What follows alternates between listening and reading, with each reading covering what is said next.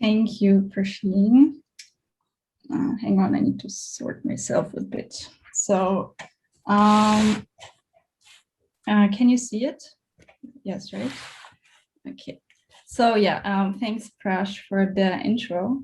So yeah, this is work that I've been doing mainly during my master's with Ryan Lehman and Glenn van der Ven, also here at the University of Vienna, but which I'm also now continuing in the third year but in my PhD. So before I actually get into the reconstructing part of a galaxy's accretion history, let's start with a bit of background information. So let's ask the question, how do galaxies actually assemble their stars within them? And we astronomers think that there are two main mechanisms that contribute to the stellar mass buildup in galaxies. And the first one is what we call the in-situ origin, and the second mechanism is what we call ex-situ origin. And these two galaxies that I'm showing you here basically depict these two mechanisms, which I want to go into more detail now. So the first one is the in-situ mechanism. So stars born in situ, born inside the galaxy, are born because the galaxy forms stars. So the galaxy has gas, which at some point will cool down and fragment into clouds. And these clouds are under the influence of their own gravity, and at some point they will collapse and form a star.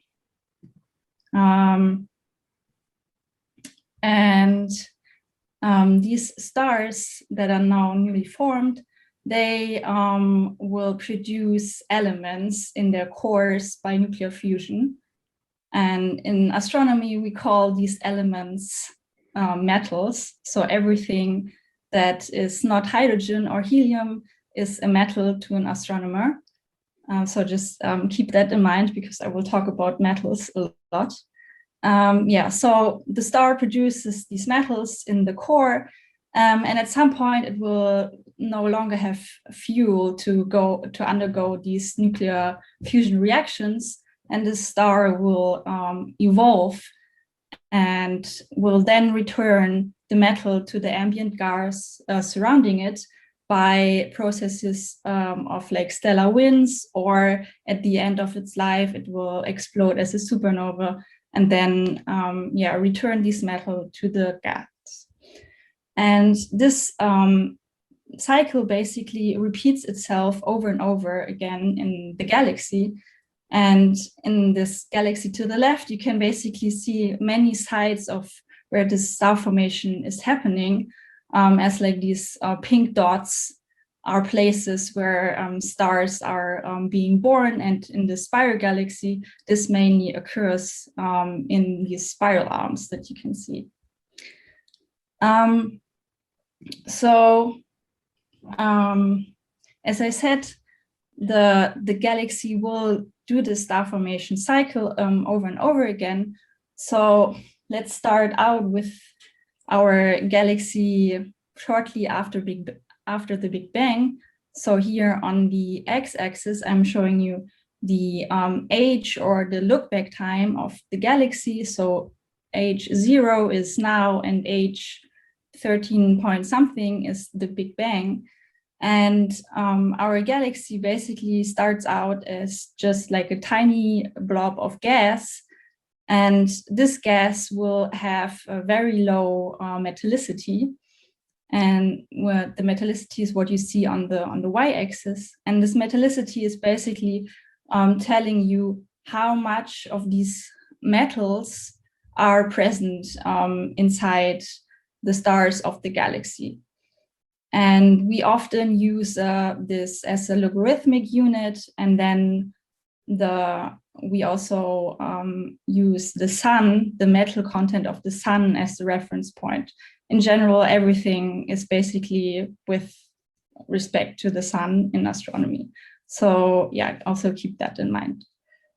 So then the galaxy undergoes through the cycle, and then it forms stars, and then it will enrich a bit the metallicity of the overall galaxy. And then the galaxy itself will grow because it forms the stars, and then it will do the cycle again and again and again until it grows and enriches its metal content. And it does that until either now or until it runs out of its gas. So this is basically a breakdown of in-situ star formation. And now let's briefly talk about the ex-situ part. So stars of ex-situ origins are stars that are formed not within the galaxy, but within other galaxies. And because galaxies in the universe are not alone, they kind of meet each other.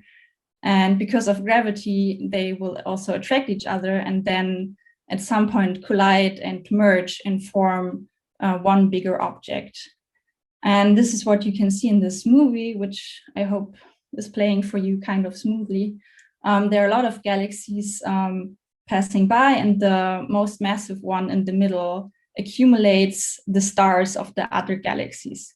And this video is from a simulation which basically simulates the universe in the box. So it's the most state-of-the-art simulations that we have right now of our universe and galaxy formation. And these mergers then can produce these streams or debris that you can see on the left. So these like shell-like structures, and streams, they come from the disruption of these smaller satellite galaxies that this galaxy in the middle basically accreted. So those are these two mechanisms how galaxies build up their stellar content.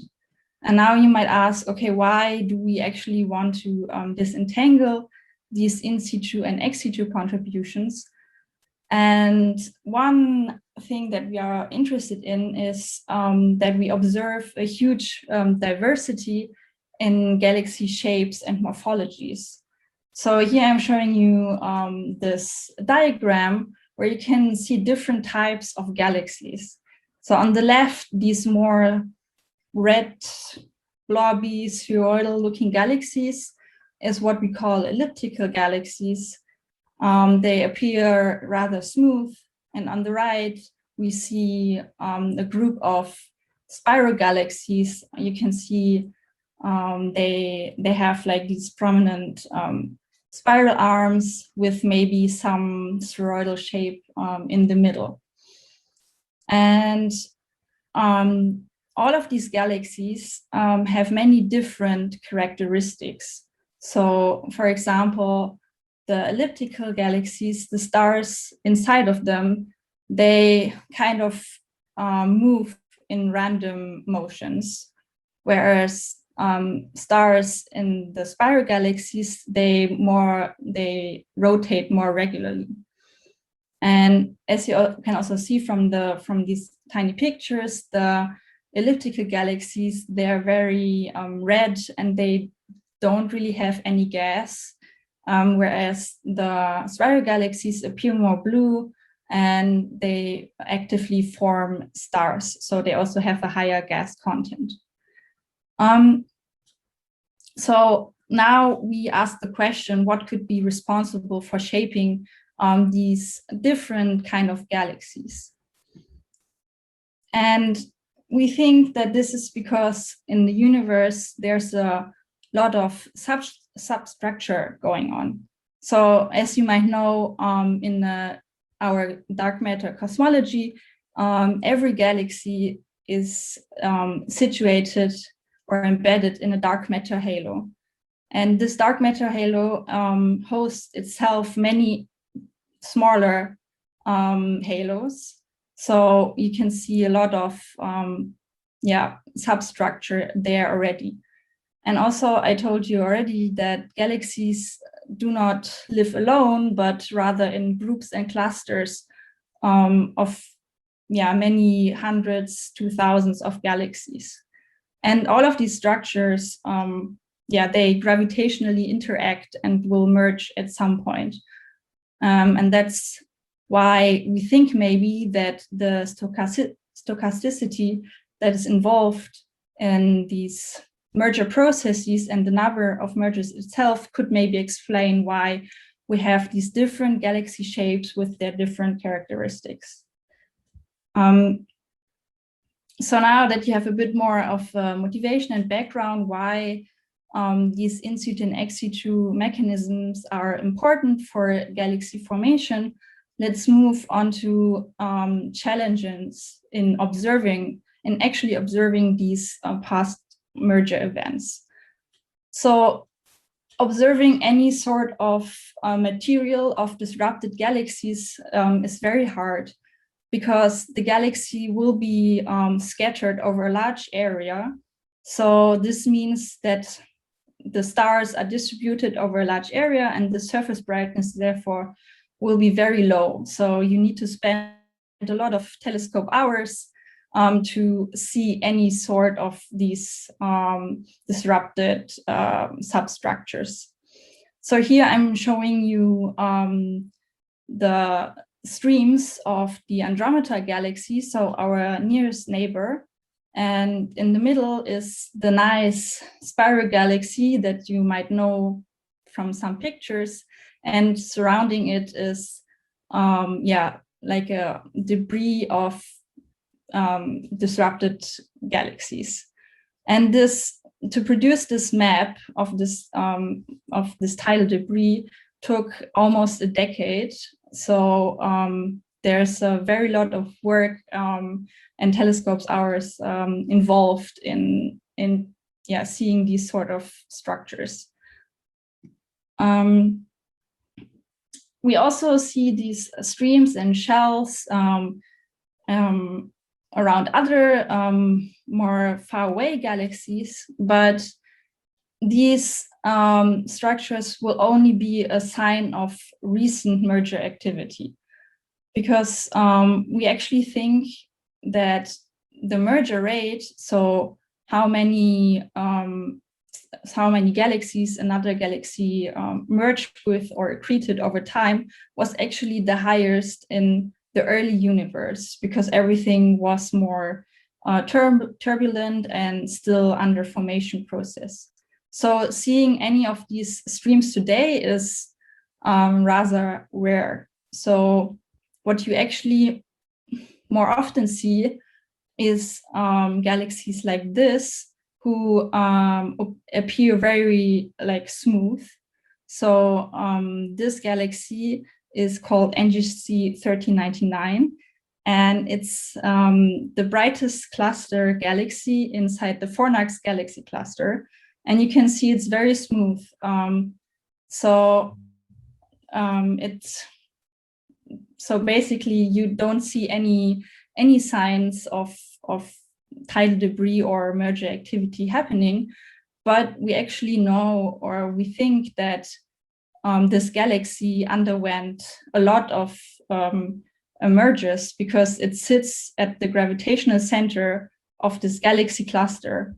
So you can think of it as a giant Pac-Man who just eats everything in its surrounding, basically.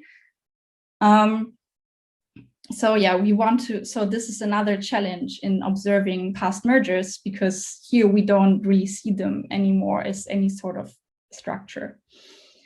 And that these massive galaxies actually have a lot of ex-situ contribution is also kind of predicted by these cosmological simulations.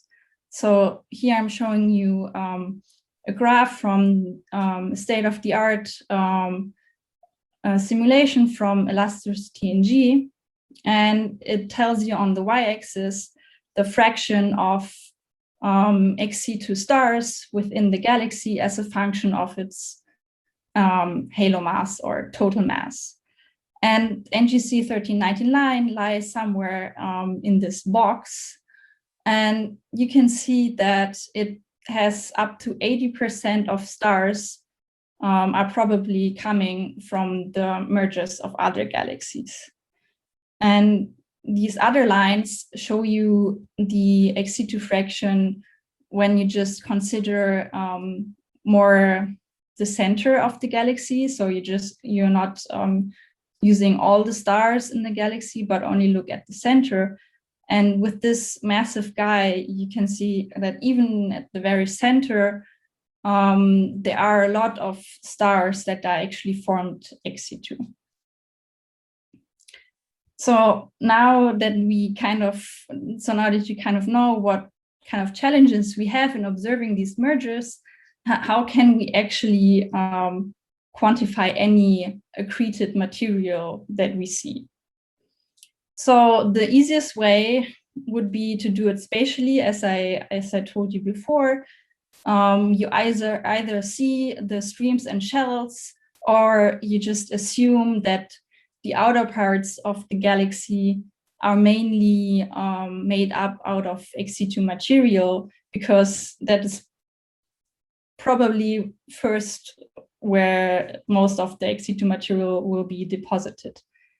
So what you do is you stare very long with your telescope until you see these outskirts of the galaxy, and then you can produce a radially averaged profile of its surface brightness, which I'm showing you here.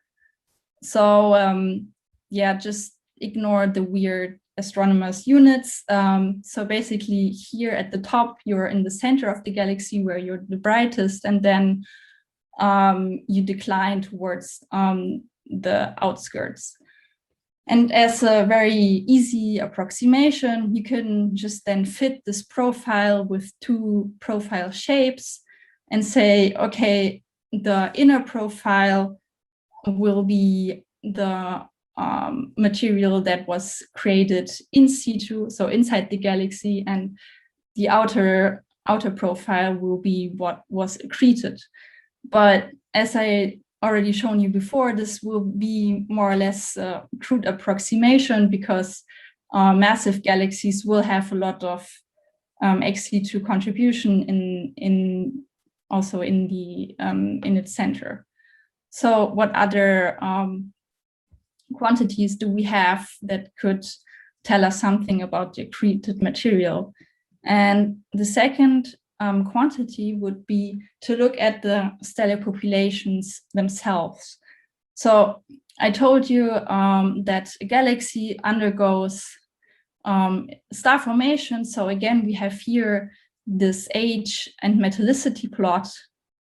And we see here the average enrichment of two galaxies with different masses. So the light orange one is a 10 to the 11 solar mass galaxy, so massive galaxy. And then the other one is more of a smaller galaxy, 10 to the 7 solar masses. And you see that they undergo a different chemical enrichment because they have a different mass. So higher mass galaxies usually have at the beginning of their life a higher gas content, so they are more efficient in making those stars and undergoing through the cycle of enrichment more quickly. So they increase their metallicity rapidly, but at some point they will also probably exhaust their gas quicker. So they might not form stars until now, like smaller galaxies do. So with this, we can also attribute basically the in-situ and ex-situ component of a galaxy. And when you take the average of these, the average metallicity of these lines, which I'm showing you here with this cross, and then plot it against the galaxy mass, you get a very fundamental relation in astronomy, which is called the mass metallicity relation. So again, on the x-axis, you have the stellar mass of the galaxy, and on the y-axis, you have its average metallicity.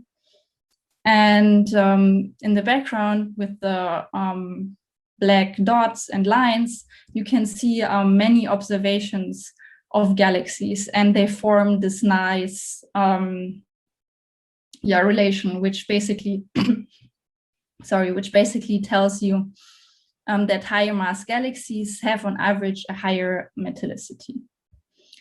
So now in our new technique that we were doing, we basically want to exploit this fact that galaxies of different masses have different stellar populations, so a different age and a different metallicity. So for this technique to work, we first need to measure the overall age-metallicity distribution of one galaxy. And here I'm just showing you some hypothetical mass distribution of this galaxy in this age-metallicity plane. And then as a second step, we want to exploit this fact that I just told you about, that we have the different chemical enrichment for different galaxy masses. So then we could attribute different parts of this mass distributions with galaxies of different masses, and therefore separate what stellar population belongs to the host galaxy and what stellar populations maybe have come from the accretion events. And for this, we basically use these these mass-dependent age-metallicity relations, so these tracks here. And then as a third step, we can then actually construct a mass function of accreted satellite galaxies for a given galaxy. So this could be a function that looks like this. So on the y-axis, you have the accretion fraction, so how much mass came from a galaxy of a given mass. So then we probably think that, you know, low mass galaxy, they won't contribute a lot to the overall mass of the host galaxy. But if you accrete a higher mass galaxy, then obviously you also attribute more of the ex-situ fraction. So in order to do this first step, to reconstruct the age-metallicity distribution of a galaxy, we now get more into this reconstruction or mathy part. So we want to do this from an integrated spectrum, and we do this from a spectrum because the spectrum will give us more information than just taking photometry of a galaxy. And more specifically here, we are using what we call an integral field unit. So an integral field unit is, you can think of it as taking a picture of your galaxy, but then instead of just having a 2D image, you actually obtain a 3D data cube, because for each pixel in the image, you get a full spectrum. So you have full spectral information about this one pixel. So here I'm showing you an example integrated spectrum. So you have the flux on the y-axis and then the wavelength of the light on the x-axis. And you can see from this integrated spectrum that we have a lot of lines, and all of these lines come from elements or metals that are present in the light of the stars inside the galaxy. And now we want to basically go from this integrated spectrum to this mass distribution in the age-metallicity space. And now it's a question, how do we do this? how can we model this integrated spectrum? And we use something called single stellar populations. So I just want to very briefly explain to you what is a single stellar population. So you assume a population of stars, so not just one star, but a population. And they are all born at the same time, and they're all born from the same birth cloud or gas. So they will always have the same age and the same metallicity. However, the stars are born with the distribution of masses according to what we call the initial mass function. So you basically, out of a single birth cloud, you form a lot of smaller stars and a fewer higher mass stars. And the different initial mass of the stars basically give the stars a different spectrum. And when you combine the spectra of all these stars that are born in the population, they will contribute differently to the overall spectrum of the single stellar population. And here it's maybe nice to keep in mind that the higher mass stars will dominate the spectrum in light because they are the most luminous. However, the low mass stars will dominate the mass that is in there because they are the most numerous. So without going into more detail about stellar physics, I just want you to show you some examples how these single stellar population models look like for a different age, for example. So here the blue one is a single stellar population spectrum for a 3 million year old population, so really young population. And the red one is for a 4 giga-year-old population. So it's an intermediate age, I would say. And you can see that the blue spectrum is more luminous because there are still younger stars present that are just hotter and emit more light. And it's also more emitting in the shorter wavelength. So the overall population will appear bluer. So it might be nice or easy to remember that when you have a younger population, then stars are hotter and therefore it will appear bluer in the overall light. And the same goes for metallicity. So now I'm showing you two SSP spectra for the same age, but a different metallicity. So the blue one has 100 times less metals than our sun. And you can just see by eye that, yes, there are many less lines present in the spectrum. And so you can also remember here, maybe an easy way is to just think that metal-rich stars will be, or a metal-rich population will appear overall redder, and the metal-poor population will appear overall bluer. So we have many of these single stellar population models, so basically a grid in age and metallicity space, and for each age metallicity bin, you have one of these SSP models, and here I'm just showing you more examples of those. And now we basically want to find out, okay, which combination of these models do I have to choose to make up my galaxy spectrum? So with this, we're coming back to our data and to our integrated spectrum that we want to model. And now the galaxy spectrum is a linear combination of these single stellar population models, each with a different age and metallicity.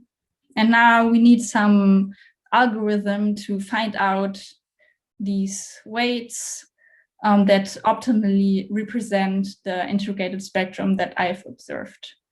And just to keep in mind, these weights in our case actually represent mass fractions because the single cell population models are scaled in such a way that these weights will represent mass fractions. So because this is a math workshop, I can also write this down as an equation, which is sometimes nice. So yeah, again, you have the modeled galaxy flux as a function of wavelength, and then it's just a sum of these single stellar population models with different age and metallicity. So now we want to model this this spectrum, and because we model the whole spectrum at once and not individual lines, we call this full spectral fitting. And we use a program called PPXF, which does this fitting for us. And it is basically just doing a simple least squares problem. So just the observed flux minus the modeled flux. And because we have a physical constraint on these weights, because they're mass fractions, they should be positive. So the vector W should also be positive. And we also use regularization because this problem is ill-posed and ill-conditioned. So many combinations of SSPs could actually fit your observed spectrum equally well. And we also have noise in the observed spectrum, which can get easily amplified when we use this. So we need to use some sort of regularization. And here we use the Tikhonov regularization, and it's done simultaneously in the age and metallicity direction. So before we get to the actual fitting, I briefly want to say that we test this on a simulated galaxy because we want to see how well does the algorithm perform and how well can it recover the age-metallicity distribution. So therefore, we need to know what is the actual truth. So here I'm using a simulated galaxy from the Eagle simulation. This is just one simulation that basically evolves dark matter and baryons at the same time. So it forms structures, and from these structures, galaxies form. And yeah, so the advantage of this is that we can trace back the evolution of this galaxy and also look how many stars are actually from in-situ and ex-situ origin. So on the left, I'm showing you the surface mass density of one of the simulated galaxies. And you can see the distribution of in-situ and ex-situ stars of this galaxy.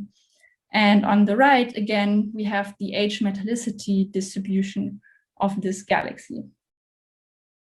From this age-metallicity distribution, we can actually make a mock spectrum by just using the SSPs that I just showed you. So we have like a fake integrated spectrum. And now we can fit this spectrum with this full spectral fitting technique. And I'm showing you here in black is the mock spectrum, which you can probably not really see. And in orange is the best fit spectrum, and in blue are the residuals. So it's a very nice fit, but it's also, so the mock spectrum has a signal to noise of 100, which is pretty high, but needed for this to work. And also more and more achievable now with the modern integral field units. So now that we done this fit, we can look how the mass weights are distributed in the age-metallicity plane, because that's what we are after. So this is the result here. So on the left is the true mass distribution of the simulated galaxy. Again, on the y-axis is the metallicity, and on the x-axis is the age, and the color code is the mass fraction, so these weights that we optimized. And yeah, so this is just binned to the bins of the single cell population models.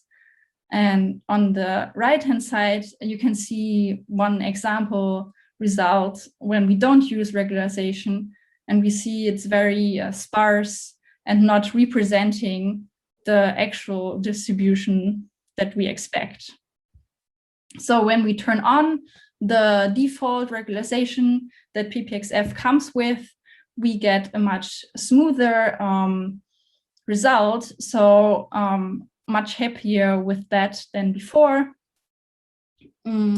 However, we thought, okay, maybe we can still do better, because even though it's now smooth, there's some room for improvement when you compare the two.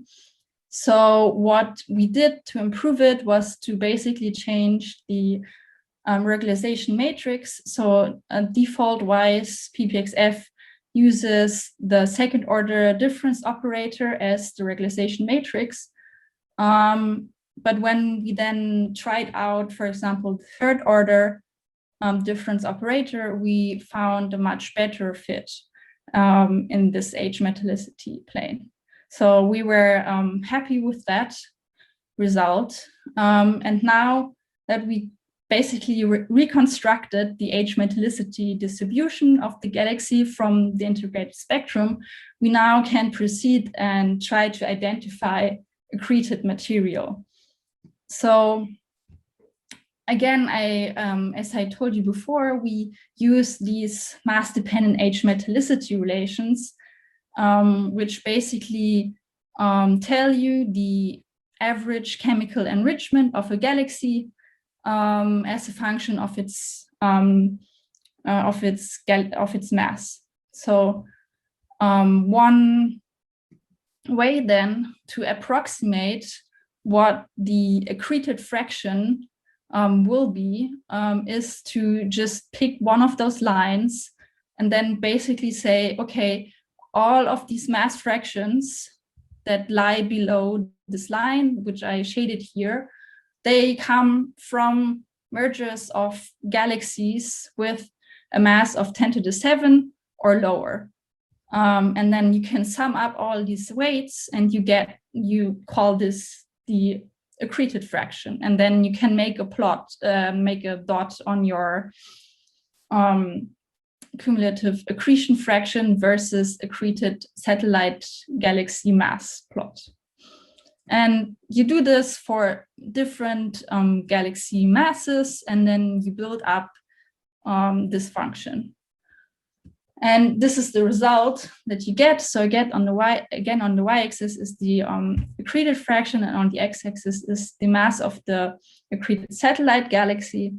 And the orange line is what we reconstruct from the our fitted age-metallicity distribution, and the red line is what we know is the true merger history that this galaxy underwent from the simulation, because with the simulation we can track back how many mergers this galaxy had, obviously.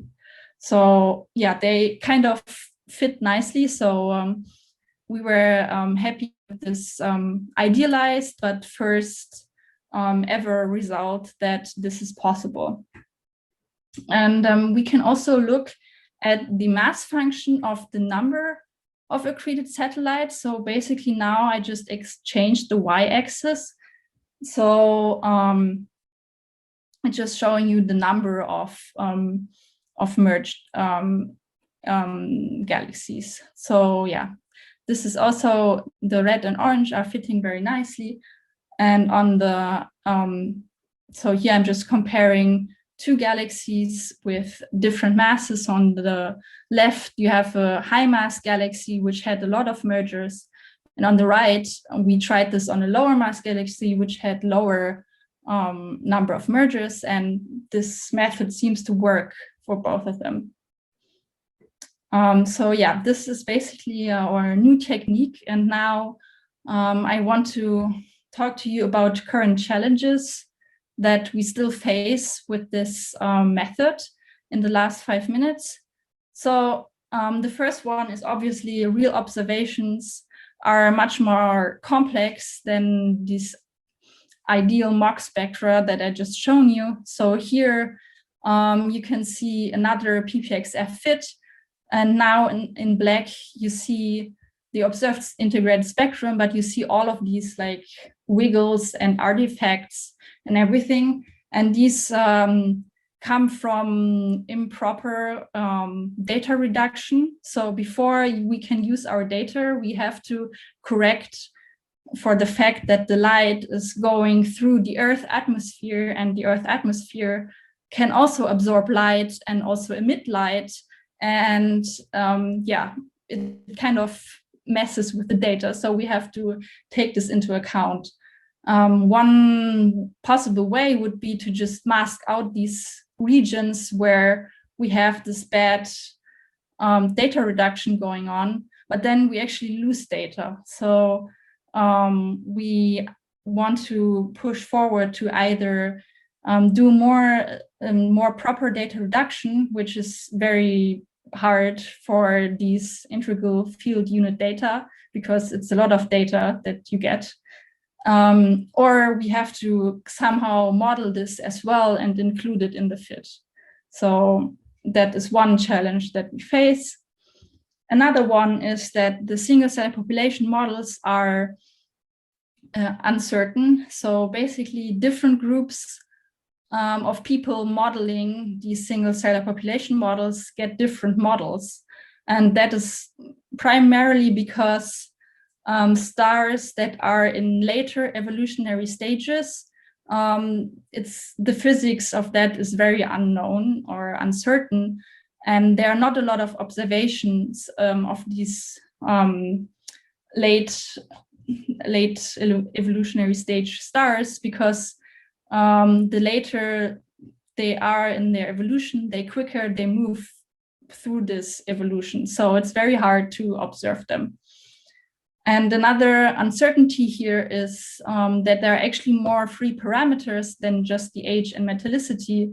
We also have the initial mass function that I kind of glossed over, which is also not a given. So we also need to explore that parameter space. And also there could be more, so there could be other element abundances present that modify how the spectra and the spectral lines look like. So that we also have to account for.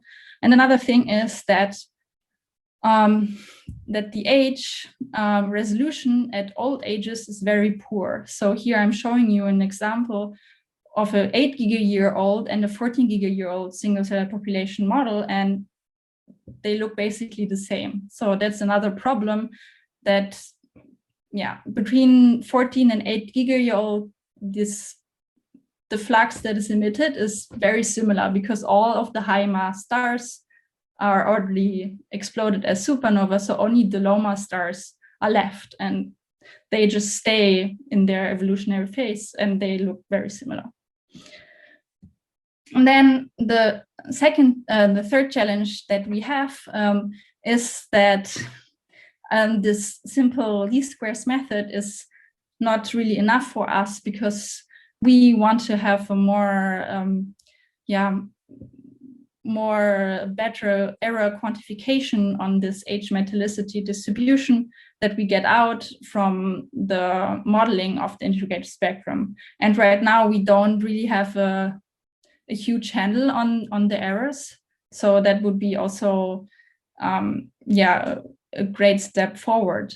And also another thing is that it would be good maybe to restrict the parameter space. So right now I'm fitting over 600 single cell population models to the integrated spectrum, but maybe not all of them will contribute equally well to the integrated spectrum or make up a physically meaningful solution. So it would be good to fold in some astrophysical knowledge about where distributions in this age-metallicity space should be going. And then the third thing would be that this modeling still has to be fast, because with these integral field units now, we get a lot of spectra. So here I'm showing you an example again, and this map basically contains thousands of individual spectra that we all want to model. And these observations are now carried out for hundreds, maybe sometimes thousands of galaxies. So we need a fast approach to do this, otherwise we will never be done with the modeling. And this is kind of part of my third year project, which I'm now starting with Ryan Lehman and some of my other collaborators. And we are working on a model that basically is doing a forward modeling of this approach and not an inverse problem anymore. But yeah, this is still work in progress. So I think I now exceeded my time. So I'm just leaving you with my quick summary of reconstructing a galaxy's accretion history. And if you want to check out my paper, you can follow the QR code. And yeah, if you have any questions, feel free to ask them. Thanks.